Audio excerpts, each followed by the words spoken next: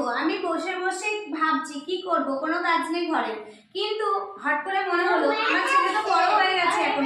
ছোটবেলায় আমার ছেলে যখন ছোট ছিল শাশুড়ি মা কিন্তু দিয়েছিল, কাঁথাগুলো বানিয়ে বাড়িতে পাঠিয়েছিল।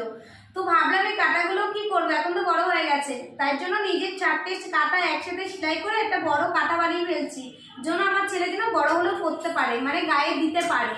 তো দেখো শাশুড়ি দিয়েছে বলে কথা ফেলে দেওয়া যায় বলো? তো তার জন্য আমি বুদ্ধিটা খাটিয়েছি।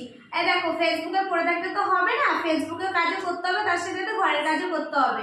আবার বন্ধুদের যেরকম টাইম দিতে হবে ঘরেরও টাইম দিতে হবে, কি তাই তো? আমার সাথে একমত যদি হয়ে থাকো তাহলে অবশ্যই কমেন্ট করে জানাতে একদমই ভুলবে না। আর আমি সত্যি কথা বলতে কি বলতো, আমি কিন্তু আগে কিন্তু ভীষণ সেলাই করতাম, বাড়ির ঘরের যা সেলাই ছিল কিন্তু আমি হাতেই করতাম, কিন্তু এই হঠাৎ এই সেলাই মেশিনে এখন দিই, কিন্তু নিজে মন চাইলেও ঘরের মধ্যে বসে বসে টাইমটা কাটছে না বলে এই টাইম কাটার জন্য আমি এই কাঁথাটা সেলাই করছি। তো